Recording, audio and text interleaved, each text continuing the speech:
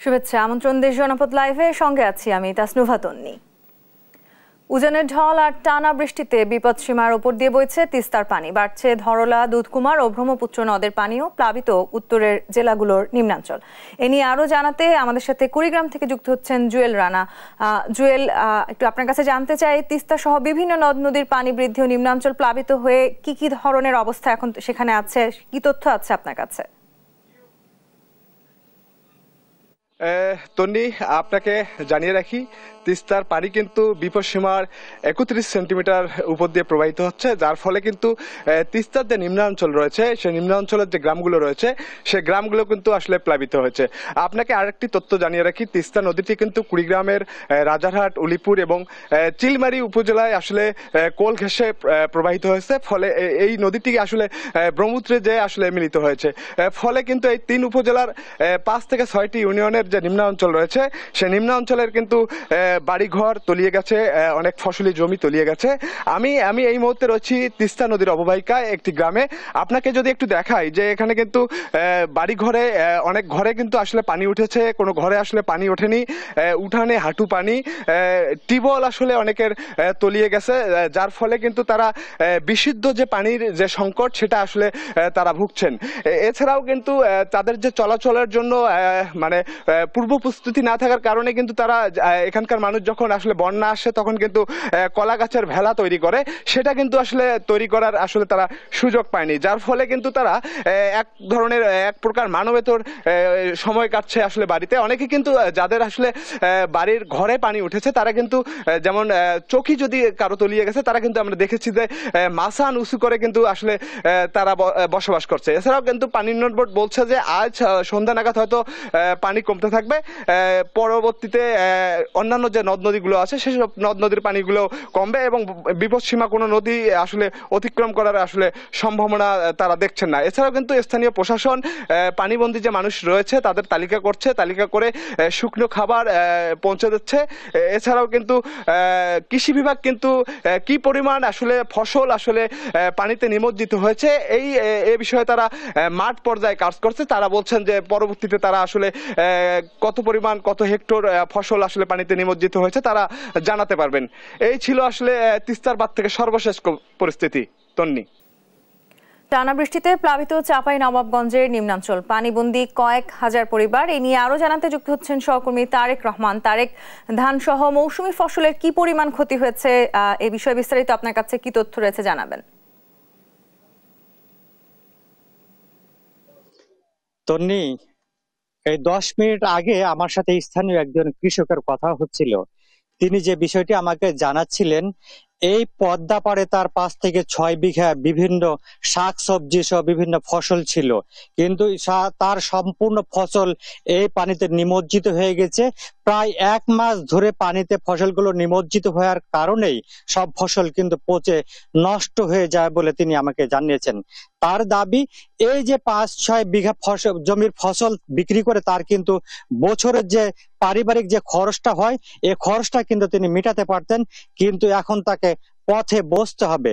আপনাদেরকে আমি বলে রাখি, গত 26 তারিখ ফারাক্কার বাঁধ খোলার পর থেকে কিন্তু এই চাঁপাইনবাবগঞ্জের পদ্মা, মহানন্দা সহ যে পুনর্ভবা যে নদী আছে, নদীর কিন্তু সবগুলার পানি বৃদ্ধি পায় এবং বিপদ সীমার কাছাকাছি কিন্তু অবস্থান করে। তবে 2 দিন থেকে কিন্তু পানি কিছুটা কমে এসেছে, কিন্তু পদ্মা পাড়ে কৃষকের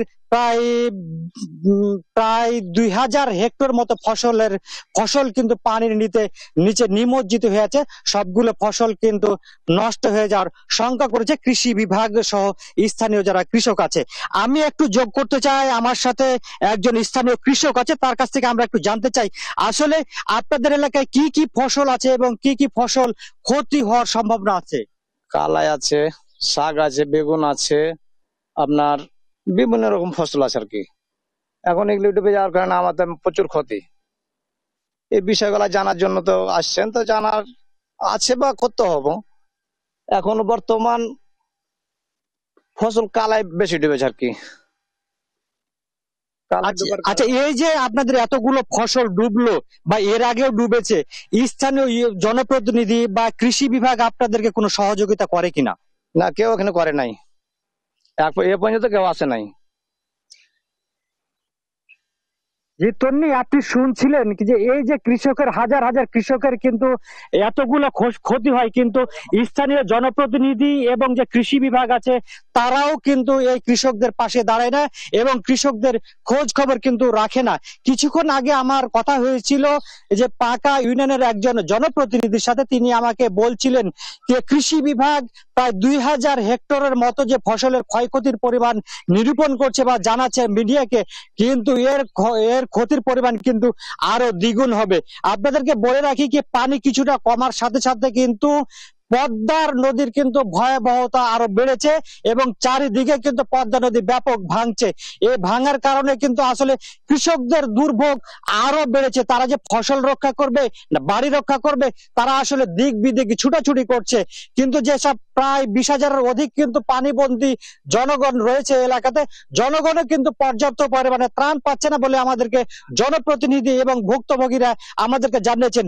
তবে জেলা প্রশাসন এবং স্থানীয় প্রশাসন যেটি বলছেন যে তারা পর্যাপ্ত পরিমাণে ত্রাণ মজুদ রেখেছে এবং তারা পর্যায়ক্রমে তারা ক্ষতির নিরূপণ করে কিন্তু তারা কিন্তু কৃষকদের পাশে দাঁড়াচ্ছেন এবং অন্যান্য যারা বানভাসী মানুষ আছে তাদের পাশে দাঁড়াচ্ছেন। তন্নি, এই ছিল আমার কাছে চাঁপাইনবাবগঞ্জ থেকে বন্যার সর্বশেষ পরিস্থিতি। তারিক, আপনাকে ধন্যবাদ। দর্শক, আমাদের সহকর্মী তারেক রহমান যুক্ত হয়েছিলেন চাঁপাইনবাবগঞ্জ থেকে। দর্শক, আগেও জানিয়েছি উজানের ঢল আর টানা বৃষ্টিতে বিপদসীমার উপর দিয়ে বইছে তিস্তার পানি, বাড়ছে ধরলা, দুধকুমার ও ব্রহ্মপুত্র নদের পানিও, প্লাবিত উত্তরের জেলাগুলোর নিম্নাঞ্চল। এ নিয়ে আরো জানাতে আমরা এবারে যেতে চাই লালমনিরহাটে। আমাদের সহকর্মী জামাল বাদশাহ আছেন সেখানে। জামাল, আপনার কাছে জানতে চাই সেখানকার বর্তমান পরিস্থিতি কেমন দেখছেন আপনি?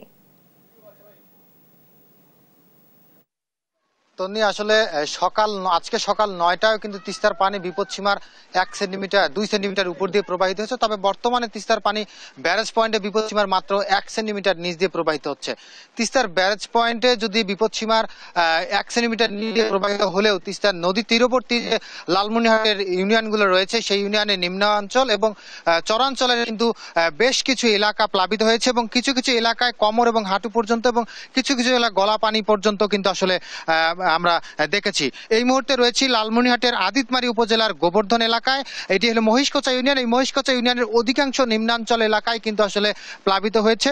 এই মুহূর্তে আমরা যে সড়কে দাঁড়িয়ে রয়েছি সেই সড়ক দিয়ে কিন্তু মানুষজন যাতায়াত করছে হাঁটু পানি এবং কোমর পানিতে। আমরা অনেক এই এলাকার আশপাশে ঘুরে দেখেছি যে অনেকের বাড়িতে কিন্তু আসলে বিছানায় উপরে উঠে পানি উঠেছে এবং গত 4 দিন ধরে কিন্তু এই পরিস্থিতির মধ্যে আসলে তারা যাচ্ছেন।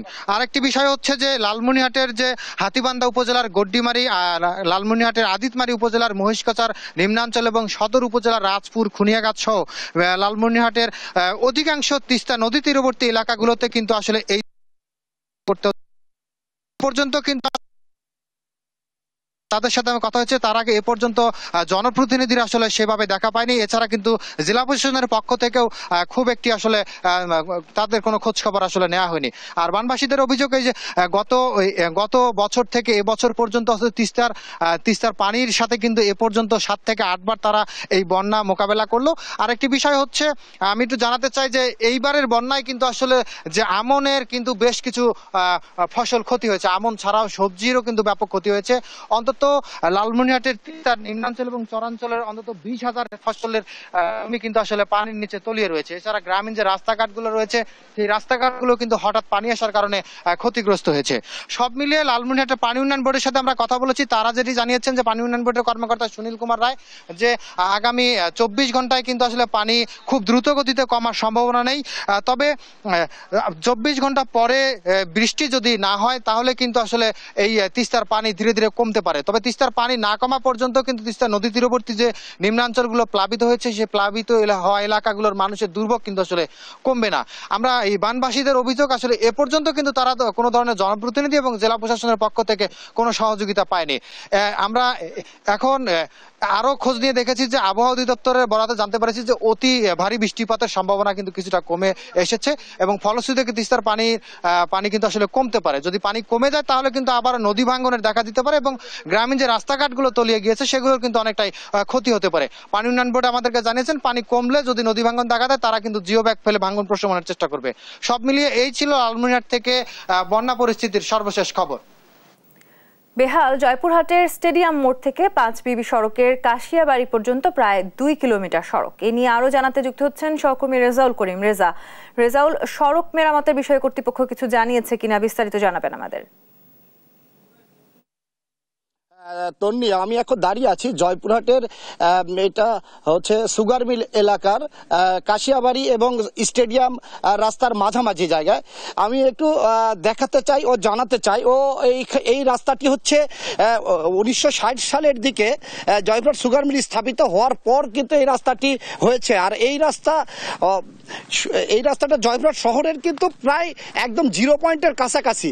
তো এখানে সুগার মিল কর্তৃপক্ষ যেটি জানিয়েছেন যে এটা সুগার মিলের রাস্তা হওয়ার কারণে সুগার মিলের বরাদ্দ নেই, এ কারণে প্রায় 10 বছর থেকে তারা কিন্তু এই সাধারণ মানুষ এই এলাকার এখানে কিন্তু আপনাকে একটা জানিয়ে রাখি যে এখানে 12 শিবালয় একটা মন্দির আছে, যেখানে 12টি শিবালয়, বাংলাদেশের মধ্যে কিন্তু 12টি শিবালয়ের কোনো মন্দির নেই। এখানে কিন্তু দেশ এবং বিদেশ থেকেও কিন্তু এখানে বিভিন্ন শ্রেণী পেশার ভক্তরা আসে এখানে, তারা কিন্তু এই রাস্তা দিয়ে। তো এখানে আমি একজন এলাকাবাসীর সাথে জানতে চাই যে আসলে আপনাদের এই রাস্তা দিয়ে তো আপনাদের চলাচল করেন, কেমন আপনাদের ভোগান্তি, কি অবস্থা? ভোগান্তি মারাত্মক পর্যায়ে চলে গেছেন। বিগত সরকারের সময় থেকে 10 বছর যাবৎ একে তো উন্নয়ন হয় না, উন্নয়ন নামে দুর্নীতি পরায়ণ ছাড়া আর কিছু নাই। এই রাস্তাটা সবচেয়ে গুরুত্বপূর্ণ রাস্তা। এখানে প্রায় 2000 আখ চাষি কল্যাণ আখের পরিবহন আখ চাষিরা পরিবহন করে এবং সবচেয়ে বড় ধর্মীয় একটা প্রতিষ্ঠান 12 শিবালয় শিব মন্দিরে এখানে হাজার হাজার পুণ্যযাত্রী যাওয়া আসা করে। রাস্তার এই বেহাল অবস্থা, প্রত্যেক দিন বড় বড় গাড়ি হিলি স্থলবন্দর যে গাড়িগুলো আসে গাড়িগুলো আটকা পড়ে যায়। এই রাস্তার এত দুর্ভোগ, এই দুর্ভোগ থেকে আমাদের বের হওয়ার যে কোনো রাস্তা আছে কিনা আমরা জানি না। এই বিষয় নিয়ে যদি বারবার আমরা এই জয়পুরহাট চিনিকল বলে এই রাস্তা আমরাই করব, অথচ পৌরসভা বলে যদি সুগার মিল কর্তৃপক্ষ যদি দায়িত্ব আমাদের না দেয় আমরা কাজ করতে পারবো না। এই দুটানার মধ্যে আমরা মোড়ে সাফ হয়ে যাচ্ছি, রাস্তায় কোনো কাজ হচ্ছে না। ধন্যবাদ। আমি এখানকার জয়পুরহাট চিনিকলের আখ চাষী সমিতির সাধারণ সম্পাদক, তার সঙ্গে একটু জানতে চাইবো যে আসলে এই রাস্তাটা তো দীর্ঘদিন থেকে সমস্যা, আপনাদের পক্ষ থেকে কোনো প্রস্তাবনা দিয়েছেন কি? না, আমরা দীর্ঘদিন ধরে এই দিক থেকে প্রায় 2000 আখ চাষি আখ সুগার মিলে সাপ্লাই করে এবং ছেলেমেয়েরা যারা একটাই রাস্তা, অনেক ছেলেমেয়ে স্কুলে যেতে পড়ে যায় এবং এই রাস্তাটা এতটাই দুর্ভোগ, আপনারা বোধহয় দেখতে পাচ্ছেন। এই রাস্তাটা অত্যন্ত তাড়াতাড়ি করা উচিত। একদিকে সুগার মিল মানে বলে যে আমরা করতে পারবো না, অন্যদিকে মানে পৌরসভা করতে পারে না, কিন্তু দুর্দশা মানে আমার মনে হয় বাংলাদেশের মধ্যে এর চেয়ে খারাপ রাস্তা আমরা দেখিনি। এইবারে আখ সরবরাহ করাও আমাদের পক্ষে একেবারে অনুপযোগী হয়ে গেছে। রাস্তাটার বেহাল অবস্থা, এটা আমরা বিনীত নিবেদন করতেছি যে এই রাস্তাটা যেহেতু হিলি স্থল বন্দরের বাইপাস হিসাবে ব্যবহার করা হয়, এই দিক থেকে বাইপাসের সম্পূর্ণ গাড়ি যায়, এইটার একটা সুব্যবস্থা করার জন্য আমরা সরকারের প্রতি অনুরোধ করতেছি। তো এখানে একজন মানে অটো চালক এখানকার শহর থেকে খুব কাছেই, তার কাছে আমি জানতে চাই যে আপনারা তো নিয়মিত গাড়ি চলাচল করেন, তো কি সমস্যা হয় আপনাদের? আমাদের সমস্যা এখানে গাড়ি ঘোড়া চলাচল করতে যাত্রী নিয়ে অনেক সময় গাড়ি নিয়ে উল্টেও যায়, যাত্রীদের গায়ে কাদা কদর মাকে ছেড়া বেড়া যায়, গাড়িও ভাঙচুর হয়ে যায়, গাড়ি নষ্ট হয়ে যায়, নানান ধরনের সমস্যা দেখা দেয়। আর এই সর্বোচ্চ বড় কথা, গাড়িতে আজকে দেখেন 2 জন যাত্রী নিয়ে গাড়ি নিয়ে যেতে খুব কষ্ট হচ্ছে। যখন 5 জন 6 জন যাত্রী থাকে তখন আসলে অতিরিক্ত কষ্ট হয়ে যায়, যা বলার মতো না। তো আরেকটা বিষয় আমি জানিয়ে রাখি যে জয়পুরহাটের সুগার মিলের যে জিএম, তার সঙ্গে আমি কিছুক্ষণ আগে কথা বলেছি, তিনি যেটি আমাকে জানিয়েছেন যে তাদের এই রাস্তাটি করার মতো এখন এত বড় বরাদ্দ কিন্তু তাদের নেই, কিন্তু তারা চাহিদা দিয়েছেন এবং দীর্ঘদিন থেকে এই রাস্তাটির চাহিদা দিয়ে আসছেন, কিন্তু এই রাস্তাটি সংস্কার হচ্ছে না। তো এটা তিনি যেটি জানিয়েছেন যে এই রাস্তাটি কবের দিকে এই রাস্তাটির বরাদ্দ আসবে আর কবের দিকে এই রাস্তাটি মানে কাজ হবে, এটা কিন্তু তিনি সুনির্দিষ্টভাবে বলতে পারেনি। এবং তিনি যেটি জানিয়েছেন যে এই যে সুগার মিলের যে এই মৌসুম শুরু হবে, সুগার মিল চালু হবে, এই চালু হওয়ার সময় তারা কিন্তু এই যে এই ইট সুরকি বালু এগুলো দিয়ে তারা এই চলাচলের মতো করেছেন, কিন্তু চলাচলের মতো করলেও দেখুন আপনারা এই অবস্থা, কবের দিকে এখন এই রাস্তাটি চালু হবে, এটা এখন সাধারণ জনগণের প্রশ্ন হয়ে দাঁড়িয়েছে। এই ছিল আমার জয়পুরহাটের রাস্তার বেহাল অবস্থা নিয়ে আমি এখন তন্নির কাছে চলে যাচ্ছি স্টুডিওতে। তন্নি। রেজাল, আপনাকে ধন্যবাদ। দর্শক, জয়পুরহাট থেকে যুক্ত হয়েছিলেন সহকর্মী রেজাল করিম রেজা, জানাচ্ছিলেন সেখানকার সড়কের বেহাল দশা নিয়ে। কুষ্টিয়ার খোকসায় মাইক্রোবাস চাপায় 4 স্কুল ছাত্রী নিহত হয়েছে, আহত হয়েছেন 1 জন। এ নিয়ে আরো জানাতে যুক্ত হচ্ছেন সহকর্মী নাহিদ হাসান তিতাস। তিতাস, এই দুর্ঘটনা কখন ঘটেছে, এখন কি অবস্থা, উদ্ধার করা হয়েছে কিনা, আরো কাউকে বিস্তারিত জানাবেন। তন্নি, এই মর্মান্তিক সড়ক দুর্ঘটনা ঘটেছে আজ সকাল 7:30টার সময়, অর্থাৎ 7:15 কুষ্টিয়া রাজবাড়ী যে মহাসড়ক রয়েছে সেই মহাসড়কে কিন্তু মাইক্রো বাস চাপায় 4 স্কুল শিক্ষার্থী নিহত হয়েছেন এবং 1 জন আহত হয়েছেন। সকাল 7:15 দিকে এই 5 স্কুল শিক্ষার্থী কিন্তু যে শিমুলিয়া যে মসজিদ রয়েছে সেই মসজিদে কোরআন পড়তে গেছিলেন, সেখান থেকেই তারা রাস্তা পার হওয়ার সময় কিন্তু মাইক্রোবাসটি বিপরীত দিকে এসে তাদের চাপা দেয়। তৎক্ষণিক যে মিম নামে স্কুল শিক্ষার্থী ছিলেন তিনি সেখানেই মারা যান এবং পরবর্তীতে 4 জনকে যখন খোকসা স্বাস্থ্য কমপ্লেক্সে নিয়ে যাওয়া হয় সেখানে কিন্তু বাকি 3 জন মারা যান এবং এখন পর্যন্ত 1 জন আহত অবস্থায় রয়েছে, অর্থাৎ যার নাম ফাতেমা। এরা সবাই কিন্তু পাইকপাড়া যে মাধ্যমিক বিদ্যালয় রয়েছে সেই মাধ্যমিক বিদ্যালয়ের 3 জন 8ম শ্রেণীর শিক্ষার্থী, 1 জন 7ম শ্রেণীর শিক্ষার্থী এবং 1 জন 5ম শ্রেণীর শিক্ষার্থী, অর্থাৎ ফাতেমা যিনি এখন পর্যন্ত আহত রয়েছেন এই শিক্ষার্থী 5ম শ্রেণীতে পড়ে। এরা সবাই কিন্তু শিমুলিয়ার বাসিন্দা, অর্থাৎ আজকে সকাল 7:30টার দিকে তারা কিন্তু এই মসজিদ থেকে কোরআন পড়ার পরে তারা বাড়ি ফিরছিলেন এবং এই বাড়ি ফেরার পথে কিন্তু যারা এই মহাসড়ক কুষ্টিয়া রাজবাড়ী মহাসড়ক পার হতে গেছিলেন এবং বিপরীত দিক থেকে যে আসা মাইক্রোবাস তাদের কিন্তু চাপা দেয়। মাইক্রোবাসটিও নিয়ন্ত্রণ হারিয়ে কিন্তু রাস্তার পাশে সড়কের পাশে যে খাদ রয়েছে সেই খাদে পড়ে গেছে। এখানে স্থানীয় যারা রয়েছেন তারা কিন্তু চরম বিক্ষুব্ধ অবস্থায় রয়েছে, তারা এখন পর্যন্ত মহাসড়কে রয়েছে, যদিও তারা প্রশাসনের আশ্বাসে কিছুক্ষণ আগে মহাসড়ক ছেড়ে দিয়েছেন এবং এই মুহূর্তে আমরা যেটা জানি যে প্রশাসন কিন্তু এই যে 4 জন শিক্ষার্থীর যে মরদেহ সেটা পরিবারের কাছে হস্তান্তর করেছে। এলাকায় একেবারে শোকের মাতন চলছে। আসলে আপনি নিজেও বুঝতে পারছেন যে 4 জনই কিন্তু স্কুল শিক্ষার্থী এবং 1 জন যিনি আহত তিনিও স্কুল শিক্ষার্থী। আসলে পরিবেশ এমন অবস্থার সৃষ্টি হয়েছে যে তারা সবাই কিন্তু এলাকা জুড়ে শোকের যে ছায়া নেমে এসেছে। আসলে এই 4 জন আজকে যে সকাল 7:30টার সময়, এই 7:15 সময় এই ঘটনা ঘটে এবং সেটা শিমুলিয়া নামক স্থানে কুষ্টিয়া রাজবাড়ী যে মহাসড়ক রয়েছে সেখানে। আমি এই প্রশাসনের সাথে কথা বলেছি, তারা যেটা দাবি করেছে যে তারা মাইক্রোবাসটি উদ্ধার করার চেষ্টা করছে এবং এখন পর্যন্ত তারা কিন্তু কাউকে গ্রেপ্তার করতে পারেনি, অর্থাৎ মাইক্রোবাসের চালক সহ হেল্পার বা যারা ছিল তারা কিন্তু পলাতক রয়েছে। আর এই ঘটনায় কিন্তু সকাল থেকে এই যে কুষ্টিয়া রাজবাড়ী যে মহাসড়ক রয়েছে সেটি কিন্তু অবরোধ করে যারা স্থানীয় রয়েছেন তারা কিন্তু বিক্ষোভ প্রকাশ করছেন এবং তারপরে প্রশাসন এখানে আসেন, স্থানীয় যে ওসি আসেন এবং ইওনো আসেন, তারা তাদের আশ্বাসে কিন্তু এই মহাসড়ক কিছুক্ষণ আগে ছেড়ে দেওয়া হয়েছে এবং এর পরবর্তীতে মরদেহ হস্তান্তর করা হয়েছে পরিবারের কাছে। এই ছিল কুষ্টিয়া থেকে আমার কাছে সর্বশেষ খবর। তন্নি। তিতাস, আপনাকে ধন্যবাদ। দর্শক, কুষ্টিয়া থেকে সেখানকার সড়ক দুর্ঘটনার বিস্তারিত জানাচ্ছিলেন সহকর্মী নাহিদ হাসান তিতাস।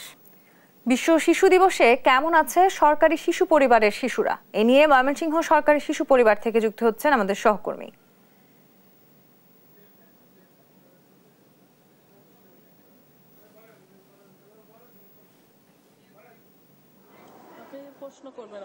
আজকের শিশু আগামী দিনের ভবিষ্যৎ, অর্থাৎ ময়মনসিংহের সরকারি শিশু পরিবার বালিকা এবং বালক কিন্তু 2টি পরিবার রয়েছে। আমরা দেখেছি এই 2টি পরিবারে প্রায় 140 জনের মতো শিশু কিন্তু তাদের তত্ত্বাবধানে বেড়ে উঠেছে, অর্থাৎ এখান থেকে পড়াশোনা সহ খেলাধুলা এবং শিশুদের যে মৌলিক অধিকার সেই অধিকারটুকু নিশ্চিতকরণে কিন্তু এই সমাজসেবা মন্ত্রণালয় দ্বারা পরিচালিত এই পরিবারগুলো কিন্তু চলে আসছেন। আমি এখন রয়েছি সরকারি শিশু পরিবার বালিকাতে রয়েছে। আমরা দেখেছি যে সকাল থেকেই এই বালিকাতে আমরা এসেছি এবং এর পূর্বেও কিন্তু বেশ কয়েকবার আমাদের এখানে আসার সুযোগ হয়েছে। একেবারেই নান্দনিক পরিবেশে এখানকার শিশুরা কিন্তু তারা বেড়ে উঠছেন, অর্থাৎ যাদের বাবা মা নেই, হয়তো অনেকের বাবা আছে মা নেই, মা আছে বাবা নেই এবং অনেকেরই কিন্তু বাবা মা উভয়ই নেই। এই অবহেলিত এবং বঞ্চিত শিশুরা কিন্তু নানানভাবে বঞ্চিত শিশুরা এখানে তাদের আশ্রয় হয়েছে, তাই হয়েছে এবং এখানে কিন্তু যাদের তত্ত্বাবধানে তারা কিন্তু শিশুরা বেড়ে উঠছেন এবং আমরা বেশ কয়েকজন শিশুর সঙ্গেও কথা বলার চেষ্টা করেছিলাম। এবং তারা বলছেন তারা কখনো তাদের যে বাবা মা নেই সেই অনুভবটুকু কিন্তু তারা কখনো করেন না। অর্থাৎ এখানকার যারা স্টাফ রয়েছে তারা কিন্তু এই শিশুদেরকে পরম মমতায় কিন্তু বেড়ে উঠতে সহযোগিতা করছেন। আমরা দেখছি যে এখানকার শিশু যারা রয়েছেন তারা কিন্তু আমরা দেখেছি বিভিন্ন সময় এই এসএসসি এইচএসসি পরীক্ষায় অনেকেই কিন্তু গোল্ডেন জিপিএ 5 নিয়ে কিন্তু উচ্চতর ডিগ্রি অর্জনের লক্ষ্যে আমরা বিভিন্ন বিশ্ববিদ্যালয়ে পড়াশোনার সুযোগ কিন্তু এখানকার যারা রয়েছেন তারা কিন্তু সেই সুযোগটুকু কিন্তু করে দিয়েছেন এবং বিশেষ করে বলা যায় যে তাদের থাকা খাওয়া সহ সকল ধরনের যে সুযোগ সুবিধা সেটি কিন্তু এখানে নিশ্চিত হচ্ছে। আমরা যদি এখানকার যে উপ তত্ত্বাবধায়ক রয়েছেন নাজনীন নাহার, আমরা একটু তার সঙ্গে যুক্ত হব, জানতে চাই এখানকার কতজন শিশু রয়েছে এবং তাদেরকে আসলে বিগত সময়ে আমরা যেটুকু দেখেছি শুনেছি যে পরম মমতায় আপনারা বেড়ে উঠতে তাদেরকে সহযোগিতা করছেন। একটু তাদের গল্প কাহিনী একটু আপনার মুখ থেকে শুনতে চাই। জি, ধন্যবাদ আপনাকে। আসলে এখানে শিশু পরিবারের পিতামাতা এবং সুবিধাবঞ্চিত শিশু যারা রয়েছে তারা এখানে বসবাস করে, তাদেরকে আমরা এখানে রেখে থাকি, পরম যত্ন সহকারে তাদেরকে লালিত পালিত করে থাকি। এখানে শিশুদের থাকা খাওয়ার ব্যবস্থা, পড়াশোনা, খেলাধুলা সকল ধরনের ব্যবস্থা করা হয়ে থাকে। আমার এখানে বর্তমানে 65 জন শিশু রয়েছে।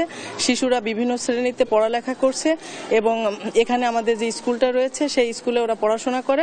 ওরা পড়াশোনাতে আমার এখানকার অন্যান্য শিশুদের সাথে, সমাজের অন্যান্য শিশুদের সাথে ওরা পড়াশোনা করে এবং আমার এখানকার মেয়েদের রেজাল্ট সকলেরই প্রত্যেকটা ক্লাসে 1 থেকে 10 পর্যন্ত আমার মেয়েদের রেজাল্ট আছে। অন্যান্যদের সাথে তারা তুলনামূলক ভাবে পড়ালেখা করছে এবং তারা মূল স্রোতধারায় যাওয়ার জন্য একই সাথে তারা পড়ালেখা করছে এবং সুন্দরভাবে তারা টিকে আছে এবং প্রথম দিকেই তারা টিকে রয়েছে বলে আমি মনে করি এবং আমরা সে লক্ষ্যে কাজ করে যাই। ধন্যবাদ। আসলে শুনছিলেন যে তিনি বলছিলেন যে শিশুদের মৌলিক অধিকার সেটি নিশ্চিতকরণের লক্ষ্যে তারা বদ্ধপরিকর এবং সেইভাবেই কিন্তু তারা কাজ করছেন। অর্থাৎ সমাজসেবা অধিদপ্তর থেকে এই প্রতিষ্ঠানটি পরিচালিত হচ্ছে। তারাও দেখেছি বিভিন্ন সময় এই শিশুদের খোঁজখবর নিয়ে কিন্তু রাখছেন। অর্থাৎ বিশেষ করে বলা যায় যে নান্দনিক পরিবেশে এই শিশুরা কিন্তু বেড়ে উঠছেন। এই ছিল আমার কাছে ময়মনসিংহ থেকে সর্বশেষ। ইলিয়াস, আপনাকে ধন্যবাদ। দর্শক, আমাদের সহকর্মী ইলিয়াস আহমেদ যুক্ত হয়েছিলেন ময়মনসিংহ থেকে, সেখানকার সরকারি শিশু পরিবারের শিশুদের নিয়ে জানাচ্ছিলেন। দেশ টিভির বিরুদ্ধে মামলার প্রতিবাদে মানববন্ধন করছেন তিতুমির কলেজ সাংবাদিক সমিতি। সেখানে আছেন আমাদের সহকর্মী জান্নাতুল মোহনা। আমরা সরাসরি যুক্ত হচ্ছি তার সাথে। মোহনা, কি বলছেন মানববন্ধনকারীরা, সেই বিষয়ে আমাদের বিস্তারিত জানাবেন।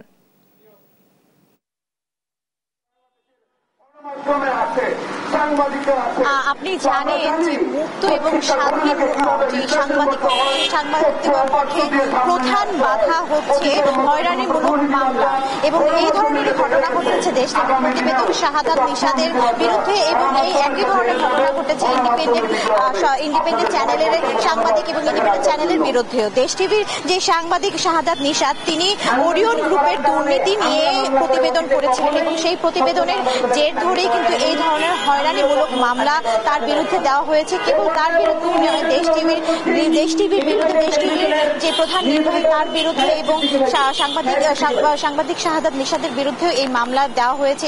এই ধরনের হয়রানিমূলক মামলার ফলেই কিন্তু হচ্ছে স্বাধীন সাংবাদিকতা, আসলে যে স্বাধীন সাংবাদিকতা হুমকির মুখে পড়ে এবং আমরা যে ধরনের হয়রানিমূলক মামলাগুলো দেখি সে ধরনের মাধ্যমে কিন্তু ভয় দেখানো হয়, এক ধরনের ভীতি প্রদান করা হয় সাংবাদিকদের মধ্যে, সংবাদ প্রকাশের মধ্যে এবং এটা কিন্তু বলা যায় যে মত প্রকাশের বিরুদ্ধে হচ্ছে যে এ ধরনের কথা। এবং আমরা দেখতে পাচ্ছি যে এখানে আমরা ওরিয়ন গ্রুপের এই দুর্নীতি এবং অনিয়মের যে সংবাদ সেটা প্রচার করায় যে দেশ টিভির প্রতিবেদক শাহাদাত নিশাদের বিরুদ্ধে কিন্তু হয়রানিমূলক মামলা হয়েছে। তার প্রতিবাদ স্বরূপ সরকারি তিতুমির কলেজ সাংবাদিক সমিতির সাধারণ সম্পাদক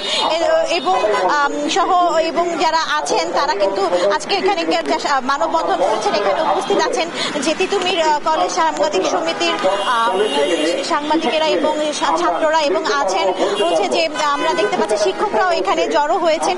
তো এই ধরনের প্রতিবাদ সাংবাদিকদের বিরুদ্ধে যে ধরনের হয়রানিমূলক মামলা হচ্ছে বা স্বাধীন গণমাধ্যমের মুক্ত চর্চার পেছনে যারা এই ধরনের ভীতি সঞ্চার করে তাদের বিরুদ্ধে যে প্রতিবাদে কণ্ঠস্বর তা কিন্তু আমরা এখানে দেখতে পাচ্ছি। তো এই ছিল সরকারি তিতুমির কলেজের সামনে থেকে আমার কাছে সর্বশেষ সংবাদ। ধন্যবাদ আপনাকে মোহনা। দর্শক, আমাদের সহকর্মী জান্নাতুল মোহনা যুক্ত ছিলেন রাজধানী থেকে, জানাচ্ছিলেন দেশ টিভির বিরুদ্ধে করা মামলা নিয়ে যে আজ মানববন্ধন হচ্ছে সেই বিষয়ে বিস্তারিত। দুর্গাপূজা সামনে রেখে ব্যস্ততা বেড়েছে প্রতিমা শিল্পী সহ সংশ্লিষ্ট সবার। এই নিয়ে বাগেরহাটের পরিস্থিতি জানাতে যুক্ত হচ্ছেন সহকর্মী এস সোহান। সোহান, দুর্গাপূজা নিয়ে জেলার প্রস্তুতি কেমন দেখছেন, বিস্তারিত জানাবেন। হিন্দু ধর্মাবলম্বীদের সবথেকে বড় উৎসব দুর্গাপূজাকে কেন্দ্র করে বাগেরহাটে কিন্তু উৎসবের আমেজ ইতিমধ্যে শুরু হয়ে গেছে। প্রতিমা তৈরির যে কারিগররা আছে তারা ব্যস্ত সময় পার করছেন প্রতিমা তৈরিতে, এবং আমরা দেখেছি বিভিন্ন মন্দিরে মন্দিরে কিন্তু প্রতিমা তৈরির কাজ চলছে। এই মুহূর্তে আমি রয়েছি বাগেরহাট শহরের মণিগঞ্জ কালীবাড়ি যে মন্দির রয়েছে সেই মন্দিরে। এখানে কিন্তু আপনারা দেখতে পাচ্ছেন প্রতিমা কারিগররা বেশ ব্যস্ত সময়ে পার করছে। এখন আমরা যেটা জেনেছি তারা দোমাটির কাজ করছে এবং কিছুদিনের মধ্যেই কিন্তু তারা এই পুরো প্রতিমা তৈরির কাজ শেষ করবেন এবং কাজ শেষ করে কিন্তু মন্দির কমিটির কাছে তাদের প্রতিমা হস্তান্তর করবেন। আমার সাথে একজন প্রতিমা শিল্পী রয়েছে, তার কাছে একটু জানবো যে তারা আসলে এখন কি কাজ করতেছে, কিভাবে করতেছে। এখন আপনাদের একমাটি করার পরে যে দোমাটির কাজ সেইটা করা হচ্ছে, এখন দোমাটির কাজ চলছে, আর 2-1 দিনের ভিতরই রঙের কাজ শুরু হবে এবং মহাপঞ্চমীর মধ্যেই আমাদের রং তুলির মাধ্যমে মায়ের কাজ সম্পূর্ণ করা হবে। এটাই। আপনাকে ধন্যবাদ। আমরা শুনলাম তারা পঞ্চমীর মধ্যেই কাজ শেষ করে দেবে। আমরা যদি দুর্গাপূজা সম্পর্কে একটু আপনাদেরকে জানাতে চাই, এবার কিন্তু 8 তারিখ ষষ্ঠী পূজার মাধ্যমে দুর্গাপূজা শুরু হবে এবং 12 তারিখ বিসর্জনের মাধ্যমে শেষ হবে। এবার দুর্গাপূজা অনুষ্ঠিত হচ্ছে। বাগেরহাট থেকে এই ছিল আমার কাছে দুর্গাপূজার খবরের সর্বশেষ সংবাদ। সোহান, আপনাকে ধন্যবাদ। দর্শক, আমাদের সহকর্মী এস সোহান যুক্ত হয়েছেন বাগেরহাট থেকে, দুর্গাপূজার প্রস্তুতি সম্বন্ধে আমাদের জানাচ্ছিলেন। এই ছিল এখনকার দেশ জনপদ লাইভ। পরের বুলেটিন দেখার আমন্ত্রণ রইল। ধন্যবাদ।